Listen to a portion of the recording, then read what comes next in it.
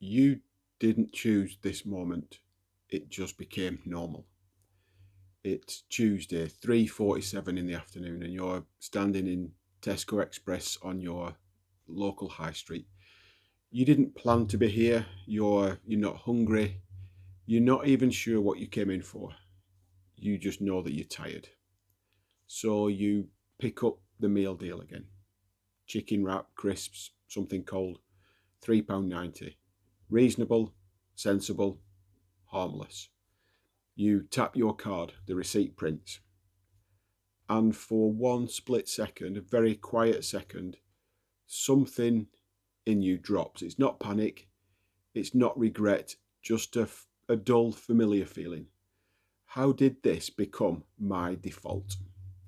And your brain answers immediately. It's fine. It's just for today. I'll sort it later.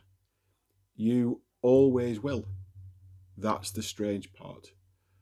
Nothing you're doing feels wrong. You're not self-destructing. You're not making reckless choices. You're not blowing your life up.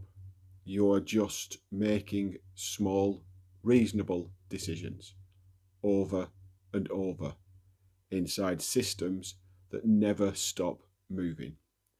And somehow, without noticing, the moment it happened, your life starts to feel narrower. Not worse in a dramatic way, just more constrained, more tired, more automatic, more crowded with noise. Nothing dramatic is wrong, and that's why it's exhausting. If you try to explain this feeling, it comes out wrong. You say, I don't know, I'm just a bit burnt out. And the reply is, everybody is. You say, I feel like I'm always reacting, never choosing. And again, they just laugh. That's adulthood. You say, I thought life would feel bigger than this. And that's when people change the subject. So you stop trying to explain it. But the feeling doesn't go away. It follows you home. It sits next to you on the sofa. It hums while you scroll. One notification, one video, one more minute. Nothing dramatic happens. And that's the problem. Because what's wearing you down isn't one single bad decision. It's something much quieter, something almost invisible. Every decision makes sense until you look back. And there's a name for what's happening. It's called the tyranny of small decisions. The phrase was articulated by Alfred E. Kahn decades ago. He wasn't talking about phones, subscriptions, or modern burnout culture. He was describing a pattern where every individual decision makes sense. No single choice feels dangerous.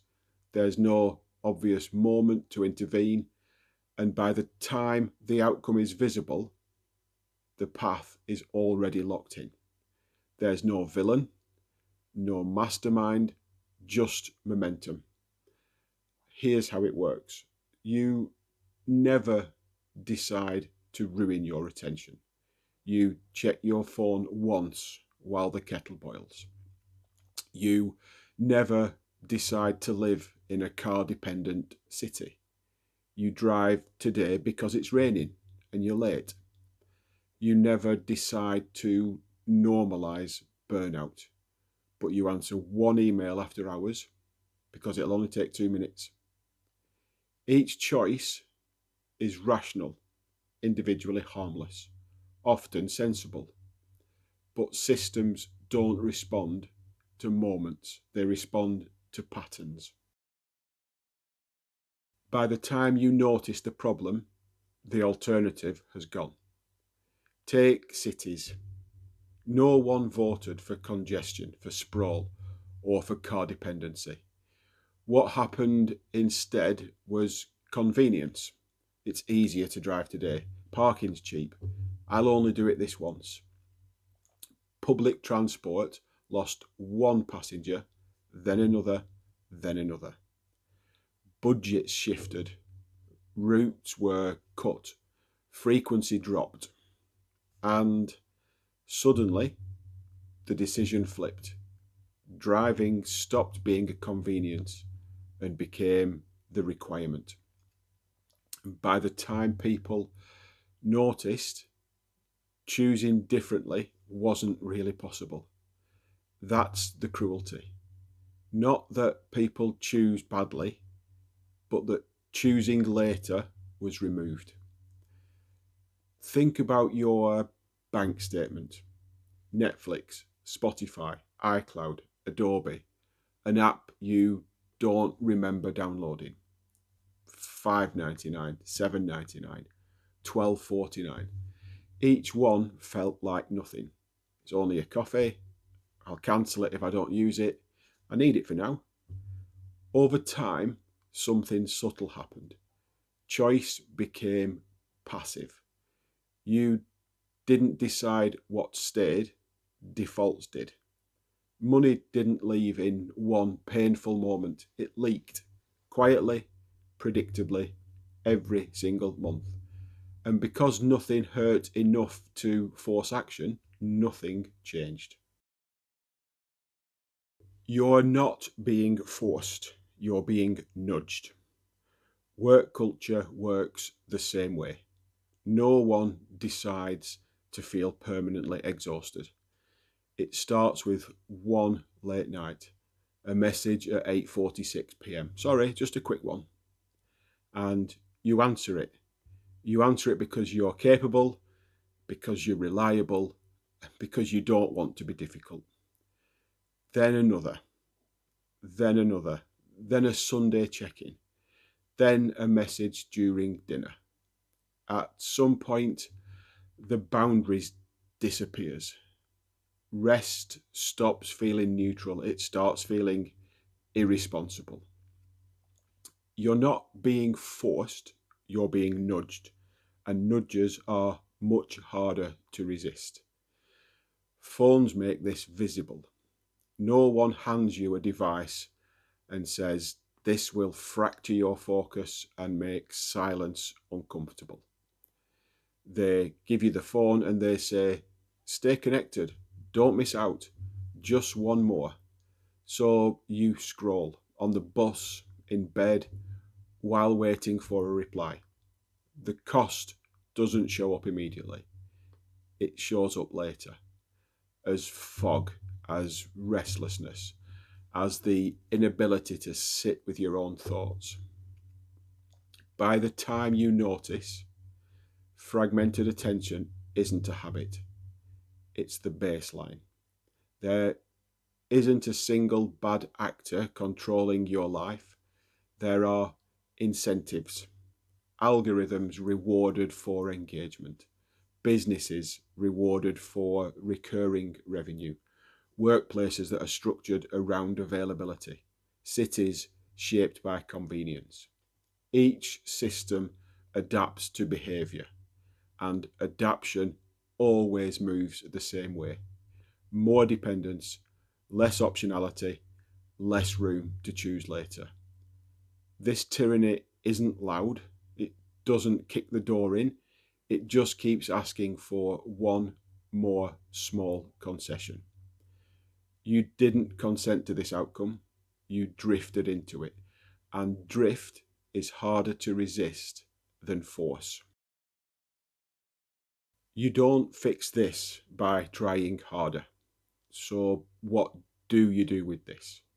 Not a productivity system, not a detox, not a heroic overhaul. That would just be one more small decision inside the same logic. The first move isn't action, it's clarity. You need to see that the exhaustion that you're carrying isn't a personal failure. It's the predictable outcome of living inside systems that reward small concessions and punish friction. Nothing is wrong with you. You're responding normally to an abnormal environment. And that matters because it removes shame. And without shame, something opens up. It's not control, it's not mastery, it's orientation. You don't reclaim your life by making better small decisions. You reclaim it by protecting a few non-negotiable edges. Places where you stop participating in drift. Not everywhere, not all at once, just somewhere. One edge, one line the system doesn't get to cross. One room your phone doesn't enter. One evening a week that isn't optimized. One subscription that you cancel and never replace. One walk without headphones. One boundary that feels slightly unreasonable, and that's why it works. This isn't self-improvement. It's resistance. Not loud resistance, quiet resistance. The tyranny of small decisions took your agency one fragment at a time. You don't need to take it all back. Just enough to breathe again. Enough to feel something real. And if tonight, instead of fixing your life, you simply notice where it's been narrowed without your consent, that's not nothing. That's awakening. And awakening always starts quietly.